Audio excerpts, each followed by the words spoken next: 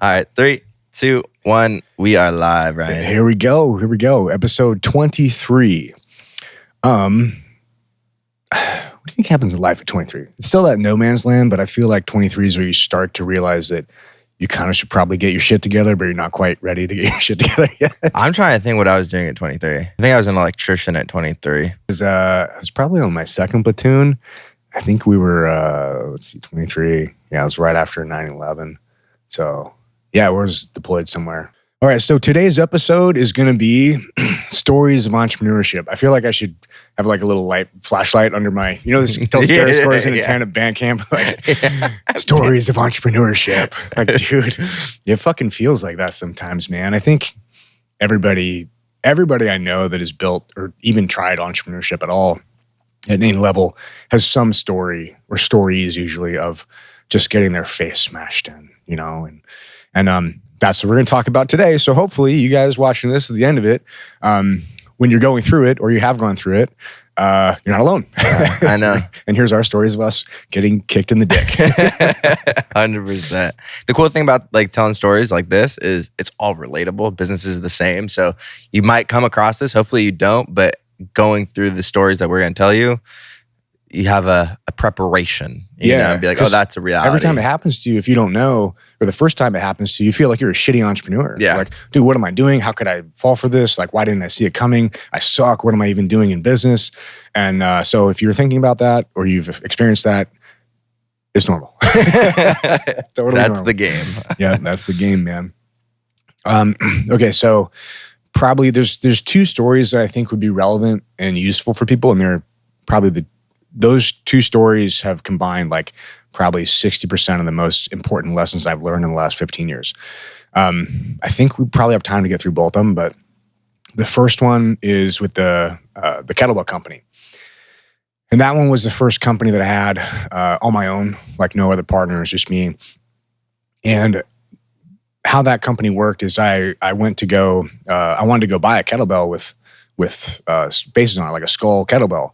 I wanted to go buy one. I thought they existed. So I was Googling it. I couldn't find one. I'm like, dude, that's weird. Like, I can't be the only one that wants a skull kettlebell. That seems pretty cool. This is also, I think, like 2010 or something like that. So like CrossFit was, huge, and it was massive. So you just had the idea in your head. You're like, I want that, so I'm going to go look for it. Yeah, I wanted to go buy it. I had no intention of making a company around it. Yeah. But I was like, okay, this is a pretty cool idea. Nobody's doing it. I can't be the only one that wants this. Like, maybe there's an opportunity here. So me being naive to the whole like manufacturing process, I'm like, okay, what's that take? So I found a sculptor, local sculptor that would create, like, I gave him a sketch basically. He's like, okay, cool. Like, we'll make this. And I had to figure out how heavy it was going to be. So I had to figure out the mass density of iron and then what volume of clay that would be. And then that was the clay that he had to work with. So it was kind of like, as precise as you can kind of get it. So, basic calculations. So he had a specific amount of clay that he could work with to make a specific size bell. And then we made a few. Well, we made two, actually. One prototype at 35 pounds and one prototype at 54 pounds.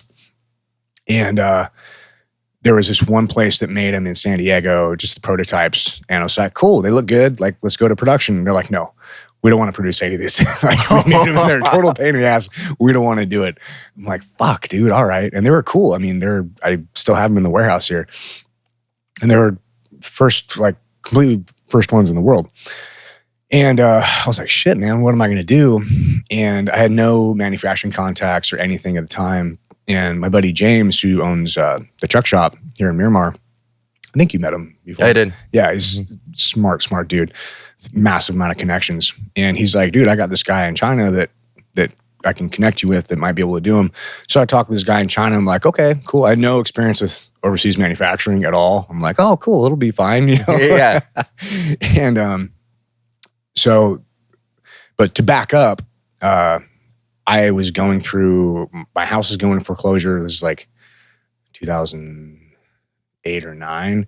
So 2010 is when I started it. So I was just getting out of I'd spent all my money, all my cash trying to keep my house afloat when I should have just just let it go. But I was like, no, I made a promise to the bank. I'm going to keep my promise. Like, I'm not going to be a shitbag. I'm going to keep making payments, and that was absolutely the wrong mistake. So it's lesson learned on real estate there. It's time to let it go. Fucking let it go. 2008 too. Oof. Yeah. Looking back, a lot of things I should have done better. But so the reason I say that is because the financial situation I was in, I had less than $0.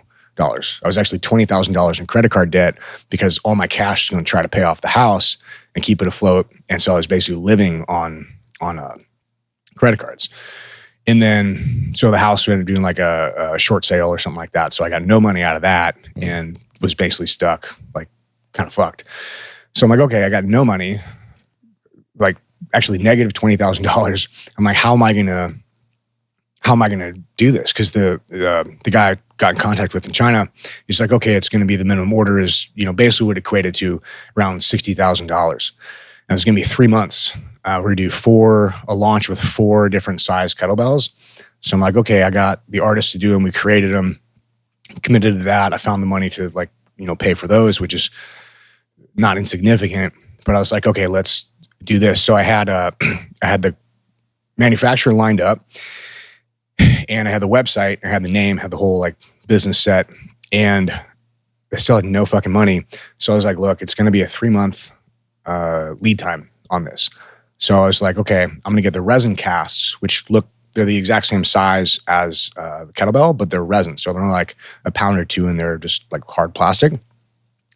So I got those, took photos in my garage, just like the hole in the wall garage. It literally had a hole in the wall in the pictures on the website. Those are the pictures that we took. And I put them up on the website, and it's like, look, these are, basically the most expensive kettlebells on the market, but they're really cool. First to market with, a really cool idea. And it's going to be a 3-month pre-order. So if you can't wait 3 months, don't buy it. And because it was such a new idea and it was first to market, we ended up selling a lot. But that was a huge gamble for me because I'm like, okay, I had a $60,000 PO to even start this. I have negative $20,000 in my bank account. I'm like, if this doesn't work, I don't know what the fuck I'm going to do. And it was this huge gamble of like, dude, I don't know if this is going to work, but I mean, I believed in myself and I believed in the product. I believed it was cool and that everything was set. So I was like, okay, pull the trigger on it. Let's go. So I clicked the website on, we took pre-orders. Thankfully, that part of it worked where we got enough interest and income coming in from the pre-orders that it covered, I think $40,000 or $50,000 of the pre-order. So we were like, okay, it's good. I can make this work. And I think we paid 50% upfront to get things rolling. And I'm like, okay, cool. And a couple refunds because people didn't read the print. There's 3-month pre-order. Yeah. That always happens. And so they finally come in 3 months later, and I'm like, oh my God, the trailers they come off LA Harbor, and it's a tractor trailer full of my products, like 8 pallets worth of stuff. I'm like, I remember hopping up in the truck, and I pull one out, and I'm like, oh, fuck yes. I'm gonna be rich. This is awesome. I'm so smart. This is such a good idea, I'm like, yes. And I pull open another one, and it looks like total shit. I'm like, oh fuck.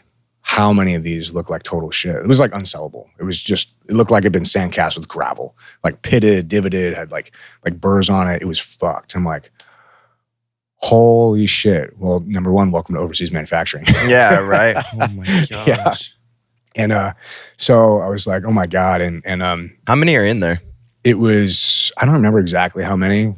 I remember it was 4 different designs and around $60,000 for the whole thing. It was a per pound is what we're paying per pound. So I don't remember the exact unit amount, but it was 7 or 8 pallets that came in. And I'm like, holy shit, man. I talked to my buddy James because they came into he was letting me use all his space in his shop, which is, super nice of him. And I'm like, dude, James, what the fuck am I going to do with this? And he's always he's super experienced business guy. And he's like, dude, we got to take them all apart and see what we can do. And so we unloaded hundreds of these things, pulled them out of the wrappers and inspected each one. And it turns out that about 33% of them, a third of them they were good. They were sellable, they looked good as advertised, and we were able to send them out.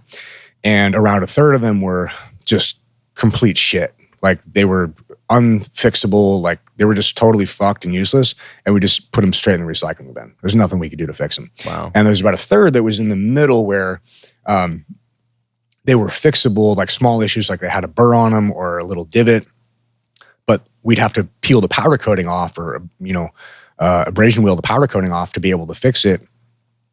But then I realized, okay, if I powder coat them back again, I'm losing money on it no matter how I sell it. So I didn't know what to do with that third in the middle. And I contacted the manufacturer. I'm like, bro, I'm not paying 60 grand for this shit. I had to throw 30% of them away straight in the fucking trash because it's bullshit. And thankfully, they like worked with me on the price of it. So we ended up getting covered on that, which was good. But I still was like basically break even. And we're going to the CrossFit Games. And I was like, all right, cool. We're going to CrossFit Games in like 3 weeks. I'm like, fuck, what am I going to do? We sold all the ones that could be sold. And I threw away the ones that were shit. And the only ones I have are like these kind of middle ground ones. And I had no way to fix them without tearing the powder coat off. And if I tore the powder coat off, now I'm negative if I repowder coat them. So my solution was, I just tried one. I'm like, I wonder if this is going to work. And so I took a wire wheel and I ground the powder coat off of the whole thing. And then I hand filed all the little burrs on it, hand filed those in. We welded in some of the divots and made it like, it looked smooth. It looked really good. I was like, shit, what am I going to do about the coating? But as soon as I pulled the powder coating off, it was a black powder coating. So it still had that like the top layer of the sandcast is a little, it's not a perfectly smooth surface. Mm-hmm. So it looked really cool because the black powder coating, the divots, the small divots, like sandpaper, underneath were still black and the top was silver. So it gave it like this blackwashed look and it looked fucking so mean, dude. It just looked beautiful. So I was like, dude, why don't I just clear coat this thing? So I clear coat it with spray, not even powder coat, just spray acrylic clear coat. And it looked fucking amazing. It looked so cool. So we ended up selling those for like 3 times the cost. And that's how we made, or well, we as me, that's how I made my money back on it, was we ended up taking those ones to the games. And because they were so new and they looked so different and so cool, we were able to get like, a huge price increase for them. And that's what helped us like cover the cost for everything. And that extra margin there allowed us to like keep going. And then it's actually Bill Henniger from Rogue gave me the contact for a U.S. manufacturer, and then we switched to Cumberland Foundry up in Rhode Island, and they were amazing to work with. They had super high quality stuff, like 3rd generation family foundry. They were freaking amazing. So that kind of got us on a track where we were like scalable. But that was probably the biggest like tight butthole moment in entrepreneurship to that point. Louise. Where I'm like, dude, pulling the trigger on that, like committing to a $60,000 PO when you have not even $0, like negative $20,000. I was like, fuck, dude, I don't know what I'm going to do if this doesn't work, but I got to fucking try. Yeah. And thank God it like eventually worked out. And I ended up selling that company, I think 2014. So the exit ended up being good, but man, that was a rough, rocky road, especially in the beginning before we had like quality manufacturer. That's a trip though. It's like you had the third that were ass, how to throw out. You had the other third were like, we got to try to fix this. And then you had the third that were like, good to go.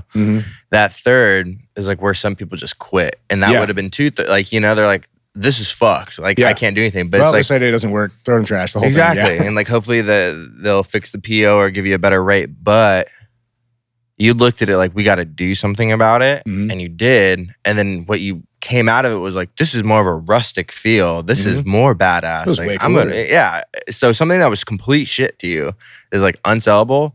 You cleaned it up a little bit, but not to perfection. That's the point. Yeah. And you sold it for more, which is like, that's fucking crazy. And dude. I also, to add a little bit of like customization to those, I got a little die set. So I had a custom like signature thing where you like a little stamp where you have it and like you pound it in the metal and it has like so I had my signature on it. I had my signature made into one of those. And every one that I did, I pounded that into the back of it. And then also I numbered them. So I had a little die cast number set. So I'd number them. I think we got to like 100 or 200 or something like these. And so I numbered each individual one so that when somebody got it, that's part of the reason we charged so much money for it, because they were extremely limited edition, only one and done, because I didn't want to hand grind all the shit myself or, it's not scalable. So we made them very exclusive and numbered them, and basically, it's as much as you can sign a cast kettlebell, signed them. And that's part of the reason we're able to get 3 times the cost on them. That's insane. That's fucking sick. Oh, dude, it didn't feel like it at the time. Yeah. But the aspect of things were going to shit, but you turn it around. Well, especially when we did, before I found the solution, I didn't know what to do. I'm like, holy shit, dude. But it was that, I think that's a very common process in entrepreneurship where you don't know what steps 3, 4, and 5 are. You're just like, fuck, dude, all right, I'm going to try this one step. I think this might work. I'm going to try peeling the powder coat off, see what it looks like. Okay, now that I peel the powder coat off, okay, I can fix these problems with it. Okay, now that it's fixed, what does it look like? Oh shit, this is interesting. What can I do now? So if I hadn't taken that first step, I would have never known that steps 3, 4, 5, 6 in that direction even existed. Mm-hmm. So I think it's very important that to start thinking outside the box, because everybody says that, but how do you actually do that? I think it is very simple. The first step is just try something. And if it works, keep going. If it doesn't work, try something else. If it doesn't work, try something else. And you just kind of explore every option available to you. And once you explore them, once you take that first step, if it's viable, the next step will present itself. Mm-hmm. But until you take that first step, it's like closed door. You just don't know. How are you selling them on your website? But were you running ads? Were you No, I don't even think ads existed at the time. We were still doing you had newspapers? Ads, not newspapers, but damn. Craigslist? I don't fucking know. Yeah. We had Stagecoach. Yeah. And Dave Castro was Dave Castro and I were also SQT instructors. A couple years prior, and he was the main guy who was running the games for since day one. So he really hooked it up a lot. He actually made those the year before I sold it. He made the finals with the final workout was with Dima Bells in the workout. Rich Froning was doing squats with him and shit. And another time where I'm like, dude, I'm gonna be fucking rich. This is awesome. And then it didn't work out. Exposure is not nearly as long lived as people think it is. Yeah. I think the one-time exposure is that's oh, it's cool, but it's the consistency. Yeah. There's two moments in that whole trajectory of that business where I'm like, fuck, I'm gonna be rich. Neither one worked out. Yeah. That's crazy. But selling that company the exit was pretty good, and I ended up. That's what helped me move into the other stuff. So it gave me enough capital to grow into the other stuff. I think we've talked about the sale on that and other stuff, but just as a note, because we've got a lot of new listeners probably. When I sold it to the person I sold it to, I completely sold it to the wrong person. I should have sold it to Aubrey Marcus from On It, but I sold it to this other guy who completely ran it into the fucking ground afterwards. So I would have been much better off, having a little bit more confidence and approaching a bigger company, because it would have been a better fit for them too. And I would have been able to see my baby grow up, you know, and have it be on it and all this shit. Fuck yeah, I helped build that. Yeah. Awesome to see it going. Instead, you fucking ran it into the dirt. So. Did you almost try buying it back? I offered to. Yeah, man. But he's like, no, I got it. I'm going to do it. I'm like, bro, okay. Yeah. Very frustrating. That's annoying. Yeah. Damn, man. Well, that's a cool one. Not in the moment, but that's a cool story to have in your pocket. Definitely not cool in the moment. Yeah. It's cool it worked out in the end, but shit, that was a 2.5 year fucking roller coaster. Yeah. So this second one was probably, I don't say more of a gamble, but I learned more lessons in that one. It was much more painful. Because when I was first starting Demon Bells, I didn't have a whole lot to lose, and it was like, cool, I'll just gamble and try it, But this next one happened about a year and a half or almost 2 years ago. And we were, a much bigger company at the time, a lot of infrastructure. We had 2 warehouses and an HQ and a staff of 24 people. And, a lot of responsibility with people and our clients. So in that case, it was way scarier for me because I had a lot more people relying on me. I was like, fuck, dude, what am I going to do? So what basically happened with that was I almost lost the whole company a year and a half ago, 2 years ago. And the reason that it happened was at the time I was in Arete Syndicate, and I was learning about how to become a better leader and set culture and all this stuff. I was listening to a lot of Jocko and what's it called, disassociated command, or where you basically hire people and let them run shit and like don't like micromanage them. I'm like, cool, that sounds good. And my leadership style or my management style or my personality is very numbers based, like very almost robotic, especially at the time. And I wasn't very good with people. So I was like, okay, I'm going to, take a step back and let people run their own shit and not get involved in their stuff and trust them. And so I was purposely trying to take a step back from being so involved in everything. And that was a mistake because the person that we hired to be our CFO, I'm like, oh, he has a degree, he knows what he's doing. He's a friend. Like, okay, cool, it'll be good. And I was asking him, oh, we're expanding into marketing. Like, what do our books look like? Do we have enough cash flow to, hire these 2 people to go work on this?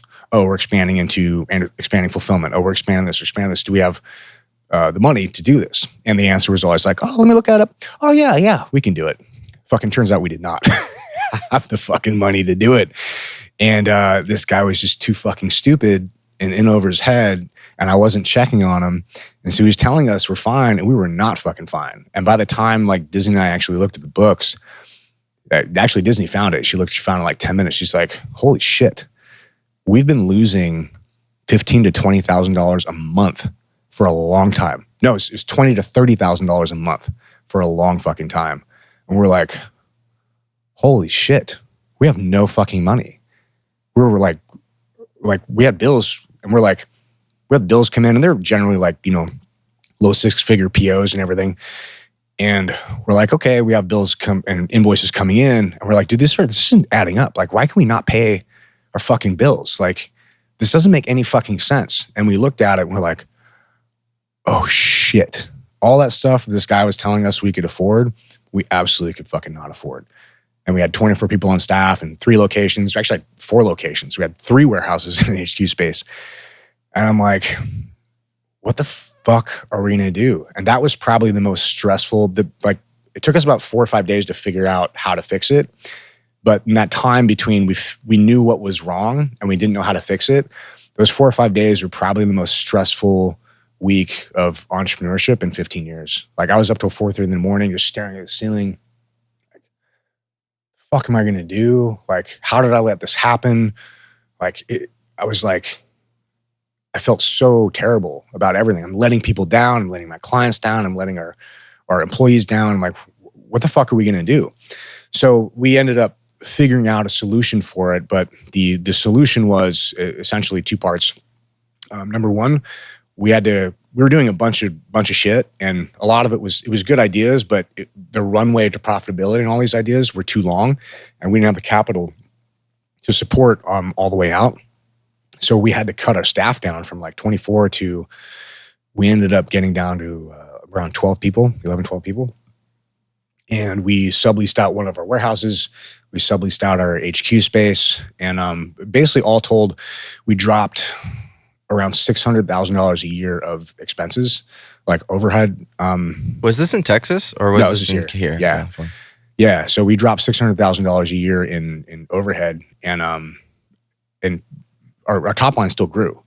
So we're like, holy shit. But still, our accounts receivable and payable, we still didn't have like these, we righted the ship, but we're still fucking stalled out, and we didn't have enough money to bridge for the next, 3 to 6 months. Because we figured it would take us about 6 to 9 months to get like back up on step. And we're like, okay, we know what the problem is. We've solved the problem, but we don't have the money to wait and take care of our operating expenses for the next 6 to 9 months for this to go, because our payment cycles are so long. We're like, what the fuck are we going to do? Like, I know this will work, but we don't have $500,000 to, bridge our operating capital for this. I'm like, and that was the second part. We're like, dude, what the fuck are we going to do? And thank God I have a lot of really good connections from Arete and some of these entrepreneurship groups I'm in. And I called my buddy Jonathan Federa, help me out. Shout out to Jonathan. Yeah, dude. Yeah, if you find him on Instagram, Jonathan Federa. And he's like, dude, that's no problem. Like, we just get you an SBA loan, and we got an SBA loan for $500,000 at like 2.9% for 30 years. And we didn't have to pay anything back for like a year and a half. I'm like, dude, you literally save my life. You saved my fucking business with this thing. And to him, he's like, oh yeah, I do this all day. So I'm like, holy shit. But it just goes to show like the value of the network. Like some people have access to capabilities and assets and solutions that so easy for them. And whereas you're rolling around the dark, I'm like, oh my God, I have no fucking idea what I'm gonna do. He's like, oh yeah, no problem, plug it in. And he got us that loan. And it was, I think like 2 weeks later, we had $500,000 in capital. And we're like, fuck. I mean, it's not cash. Like, it's not like a profit, but that's what we needed because our operating capital is around, $400,000 to $700,000 a month. So $500,000 was exactly what we needed to kind of like bridge the gap until we could get back up on step. And dude, it's been great, man. And now, a year and a half later, everything that we thought would happen, like all the solutions that were like, hey, I think this will work, have worked. And it's been really great, but holy shit, man. Thank God it worked. Thank God I had the connections and the network that I did. Thank God like Disney found this. We made the decisions that we did. But dude, that was a really tough time, man. And then the funny thing is, it's weird how everything's connected. I told that story a couple weeks ago, and randomly I had another call with one of our clients, and he's running a $20 million operation, and he had the exact same fucking story. He's like, dude, we got too big. We weren't in control of the finances. We thought we could do this stuff. It turns out we're fucking like kind of dead in the water. I'm like, bro, call Jonathan. And I hooked them up, and I think it worked out. I got to check in with him. But then also I had another conversation with a buddy of mine who's in construction, like a, $5 or $6 million construction company. And he was doing the same shit.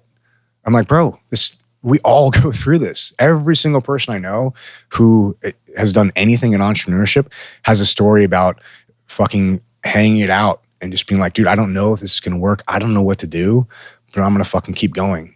Because there's nothing else you can do. It's not like when you're an employee, like it's a different type of stress. You might have job stress, or you're like, okay, I don't know, maybe my boss is mad at me, maybe I did not get this thing on time, whatever. But even worst case scenario, you're like, you get fired, or you quit. You just go on unemployment, you get a new fucking job. An entrepreneur, like, bro, like I don't know what the fuck I would do. Like, when am I gonna work for somebody? Like, what am I gonna 9 to 5? I'm like, dude, it was so stressful. And also too, it made me really question myself. So I was like, man, like, I must be a shitty entrepreneur. I didn't see this coming. I didn't vet this guy properly. I didn't check him. I didn't take the steps to verify that he was doing what he's doing. Like, Ed Milet says, inspect what you expect. And I did not do that. And totally my fault. But I'm like, dude, I'm a shitty entrepreneur. I'm like, who the fuck am I to talk about entrepreneurship? And I almost crashed my whole fucking ship into the ground because I wasn't fucking paying attention. I'm like, fuck, dude, it really made me question myself. But then, talking with guys like Andy and Ed and all these guys who are doing like massive shit, dude, they all have stories like that. And them sharing those stories made me realize, it is me, but I'm not the only one. Like every single fucking person goes through that. And it's just part of the process, man. It's just part of the game. Entrepreneurs and their stories say like they have no money. Like, what's that mean? You have nothing at all, Well, like, can you explain? It depends. Like, so for me, I don't have, and this is something else I should have done differently. I don't have any other assets other than the company, and the company might be worth something, depending on how its valuation goes. But I've been putting everything back into the company because I can control the outcome, or at least I have a better chance of controlling the outcome here than the stock market or real estate or whatever. That's what I thought, but I realize now after talking with some of my buddies who are entrepreneurs, but also invest in other stuff like real estate and stocks and things. Man, I am so fucking tired of the volatility of it. Like, I'm 44, dude. I don't want to deal with all the fucking volatility. I'm over fucking this stretching and reaching so fucking hard all the time. And I think even though like real estate is, in my mind, like I don't view it as like as sexy and cool as entrepreneurship. But man, I tell you what is sexy and cool, fucking stability. Yeah, dude. The roller coaster is like tough. And I know what you mean. Yeah. So I think I could have done a lot better job if I'd diversified earlier and put some money into real estate, bought some things like commercial real estate. Like I should have bought a warehouse. I should have bought something, I should have done more.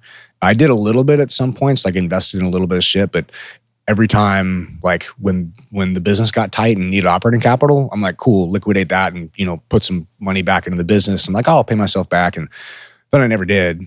I'm like, fuck, the business is growing and we're still growing. Like even the next year after that happened, we went from like 6.4 to I think just over 7 million. So we still grew, even though, we dropped, 12 people and dropped, $600,000 a year in exposure. The top line revenue still grew. Mm-hmm. So it worked and it was good. But yeah, man, I personally don't feel like I have any fucking money, and it's very fucking annoying. But that's one of the things we're changing this year is we're not focusing on grow, which I think was the problem before. That was my whole goal is like, just fucking grow at all costs. I'm like fucking full steam ahead. And we did, but man, it was not very responsible the way that I did it. And it came back to bite me in the ass. So now our thing is, okay, grow responsibly. Like a fucking adult, Yeah. I'm like, okay, cool. And things are much more stable now. It's good. We have much less volatility than we used to. And I think we start to plan things out now like 6, 12, 18 months out in advance, which gives me a lot more confidence that like what we say is going to happen is actually going to happen. We can plan out our infrastructure advancements, and we can plan out our personnel costs, and just doing it like the right way rather than just fucking pedal to the metal. Let's fucking go explode the engine and go as fast as we can. Because that's not a recipe for longevity. Jeez, dude. What's it like to be a boss in that situation, having cut for 12 people? Dude, that's the worst, man. Because a lot of them were like really, really fucking good people, like our friends too, man. I felt like I was letting them down, and it was really hard. That was probably the worst thing. Was just because I felt they didn't do anything wrong, and it wasn't their fault that we had to let them go. It was my fault that I didn't pay attention to shit, and then we let them go as good as we could. I think they were happy with it because they knew what was going on too. We've always been very open and honest with all our team. I think because it really helped when the time came. They're like, hey, we trust you guys. You've done everything you can. Mm-hmm. We're on board with this. Like, this is what you need to do to save the ship. Then cool, we'll get in a lifeboat and we'll head out. And it was tough, dude. Like I felt like a really shitty person. I felt like a shitty entrepreneur. I hate firing people. I hate letting people go. It's not like the boss thing you see me fucking lay these people off, fire them. It's like, dude, that's the worst fucking thing in the world. Because you love these people. They're your friends, man. You work with them. You see them more than your family a lot of times. And yeah. Right. And it's your responsibility too. Like, I'm the one who drove the fucking company in the ground. I'm the one who didn't check shit I was supposed to check. Like, dude, it's my responsibility. And that's why I was in on every one of those firings. We were like, hey man, this is not your fault. This is my fault. Mm-hmm. This happened because I wasn't paying attention to the shit I need to pay attention to. And it's the way it is. But yeah, it's not, I didn't like, oh, you go fire these people. Like, it's my fault and it's my responsibility. So I made sure that I was there in all the conversations. So now you understand, like, extra, like, be aware of hiring. Well, I wanted to make sure I learned that lesson because I never, ever want to be in that position again. That shit sucked, dude. On a personal level, on a professional level, like, I don't ever want to feel like that again. So yeah, that's why we're growing much more responsibly these days. Grow. I know, man. Responsibly. Yeah. Things I wish I knew fucking 10 years ago. So you guys listening, you're welcome. Learned a lot from that, dude. Like, just we always say in this pod, like, dude, entrepreneurship's worth it. It's not pretty though. It's not easy. Yeah, it's never the glossy shit that you see. All these people like posting up their Lambos, like, oh, I just made fucking $10 million today. Look at this, buy my Forex crypto shit. I'm like, okay, bro. We'll see where you are in 10 months. Like, you're still there.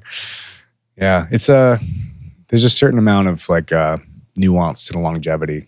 Yeah, man. You gotta juggle a lot of different things, and but that's part of the process of becoming an entrepreneur that can handle, a $10 million company, $100 million company and beyond. Is you got to grow into the person that can be that. It's like going to the gym. Like, you got to, like, the weights don't get lighter, you just get stronger. Mhm. And in business, it's the same thing. Like the decisions don't get easier, you just get better at making decisions, Mhm. mainly because you make mistakes and then you learn from them. Mhm. And a lot of life is like that, dude. And I I wish it was a little bit easier sometimes, for fucking sure. But it's not. And I think sometimes all you can do is be grateful for the lessons that you learned and try to pull all the positive you can out of the bad situations, because that's the way that you stop the bad situations from happening again. Mhm. It's one of those things that just, like, always sticks to me when I'm working and things aren't going the right. It happened a lot this weekend with me and my business partner. Things were just like, accounts getting expired, all these things getting set up, and it was just a lot of shit. Yeah. And we're like, why isn't anything going easy? And then I always think all the time, if it was easy, everyone would be doing it. Yep. You know, it's just one of those things where it's like you work and you do it, and it's hard and it doesn't work sometimes, but you just keep going through it, and the longevity, like everything works out. But it's not like, dude, you're gonna have your problems every single day. You know? Yeah. And there are certain like bottlenecks and cruxes at certain points. And the point where you guys are at, where you both have, 6-figure businesses, and now you're combining them, the infrastructure on building that is difficult. We're dealing with a similar thing right now. So Disney's on the phone with, paychecks that we use for payroll. And I don't know if we said this on the air before, but we split industry into 2 companies. So industry is the production company, and then Archive Fulfillment Services is the fulfillment company. It still operates like one company, same staff and everything. But we're just, for payroll purposes, we're creating a new company for it. And so yeah, she's on the phone with paychecks, dealing with all this shit again. It's a lot of like paperwork, dude. It's so annoying. I hate that shit. I want like the yachts and the Lambos. I know, and the right? travel. I just want the Instagram style. I don't do the actual work. I need to like talk to those people. What are you doing? Just kidding. Fuck that. Yeah. I know what they're doing. They just sell the dream, man. That's it. They don't They're talk good at about it. the reality. They're good at it, man. Yeah, until it comes fucking crashing down. Yeah, man. Well, I want to share a quick story. It's I haven't been in business as long as you have, and been able to share some catastrophic stuff like that. That's really hard. But I've gone through some hard shit, and I think they just reminded me this morning. And it's not as hard, but I think it's just a cool story. So I was about a year in doing my own filming stuff, and this was probably about, it was like on and off entrepreneur. This is entrepreneur side. Probably about like 6 years ago. And I was doing a lot of freelancing work, and one of my buddies said, hey, like I have someone from Huffington Post that they're doing a video thing for their website for Absolute Vodka. Do you want to go do it for me? It's like, of course. Like, that's perfect. Like, it's easy. You sit down, you film it, lights, all this kind of shit. It's like, awesome. So I call like the PR and say, hey, my name's Kota. This is what I do, blah, blah, blah. Like, all right, cool. Like, we got your contact. Like, just come to this house in Hollywood Hills this day, blah, blah, blah. I was like, all right, cool. So I'm heading up there. She calls me and she's like, we're going to meet up with the CEO of Absolute Vodka, like the founder. Is like his name's like Talon something. And we're going to shoot at the Absolute House, and we're going to do the interview. I was like, all right, cool. It's like kind of my first thing like on my own, and it's kind of nerve wracking. I don't have like anybody with me. I drive up there and I get to the house in the Hollywood Hills, and it's like a gated thing, and I kind of like cruise through, and I call them. I'm like, where are you guys? And they're like, where are you? I don't see your car.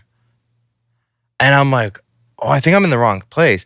And someone like walks around like the property and comes up to me and is like, can I help you? And like, I'm looking for the Absolute House. And like, no, next door. I was like, okay. So I drive.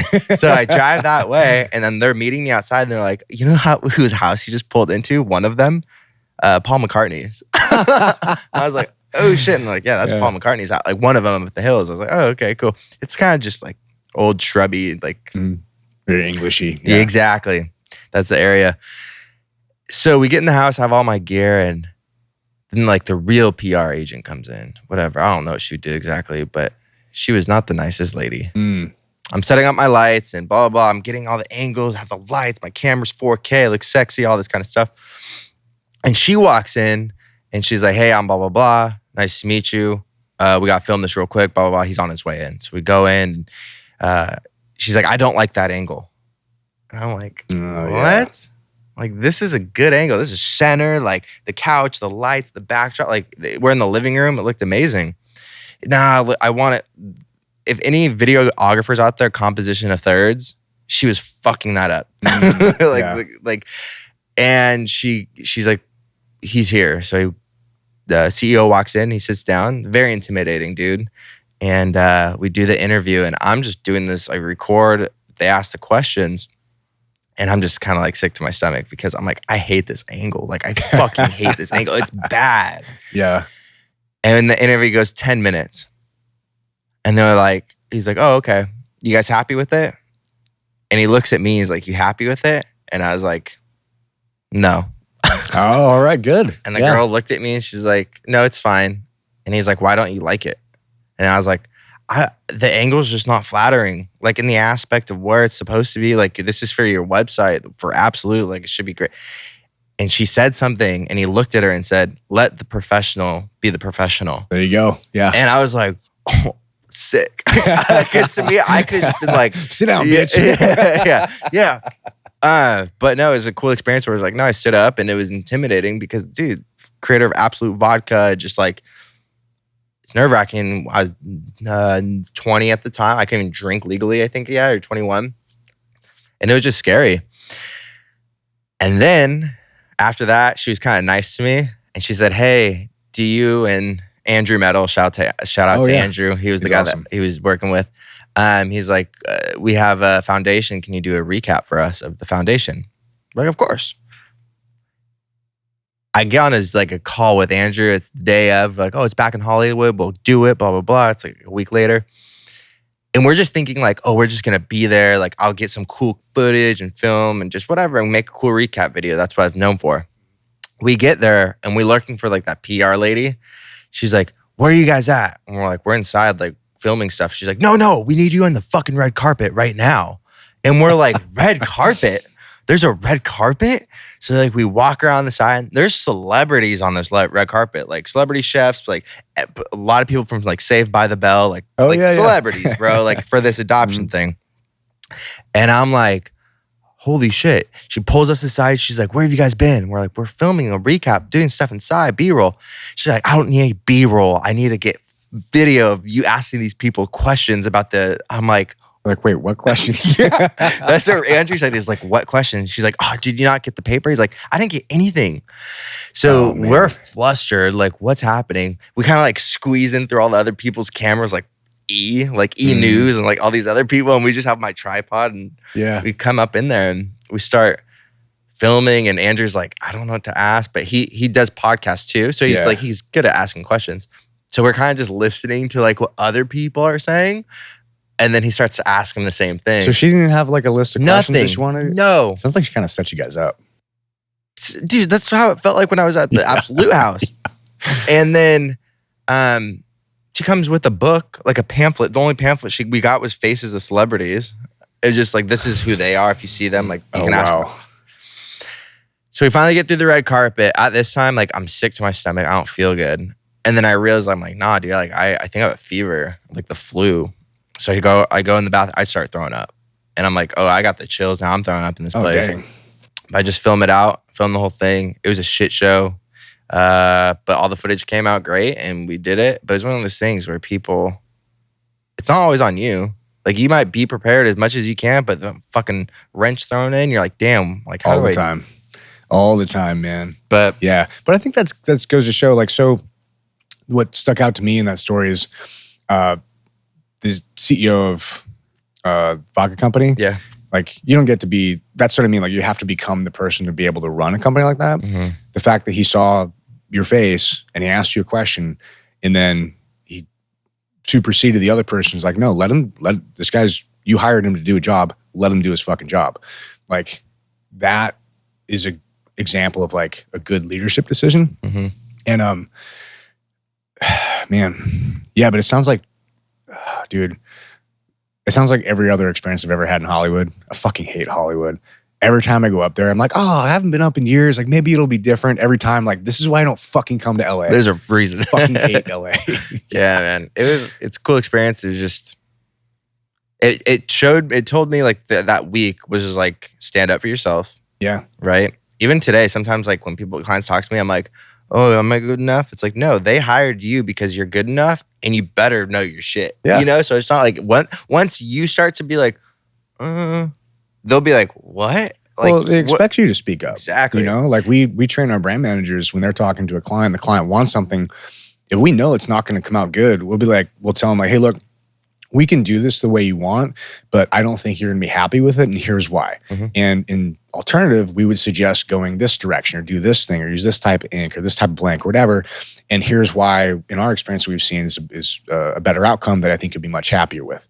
And that's what they can go to any print shop and just print their shit, and the print shop's not going to give a fuck. We give a shit because we want them to sell a bunch of stuff so they come back to us, so we get more volume, they sell more product, their customers are happy, like everybody fucking wins. So yeah, we have conversations with our clients like that all the time, and they tell us they want stuff, and we're like, well, I know you think you want this, but here's why I don't think you're actually going to like this. And that's what a lot with short form, like the short form content, video content, where people come to us, where they need help and we help them, but then they start to get their own ideas. And I'm like, that's a great idea, but this is why we want to stay away from that. And they still go after that, and they still go after it. But I used to be the person who's like, okay, let's try it. Yeah. I'm like, no, like we're wasting time. You can try it, do it. But I'm going to tell you right now, you're wasting your time doing that. And if it doesn't work, if it does, cool. Like, but I'm saying this is a strategy we have in place. And if you don't want to do it, that's fine. You know, and some people just go against the grain. And I'm like, okay, like, that's fine. You're doing your thing. I'm going to work with these people that are really sticking to the process. And then because those people like, oh, I worked with him, he taught me a lot, but like it didn't work for me. Well, you didn't do it. Because you didn't do the plan. You did your own bullshit plan. But that's like what most companies have to go through, where people are like, oh, that shit didn't work. I'm like, it does work. You just didn't do the work. Yeah. You know, you didn't do it right. You did your own shit.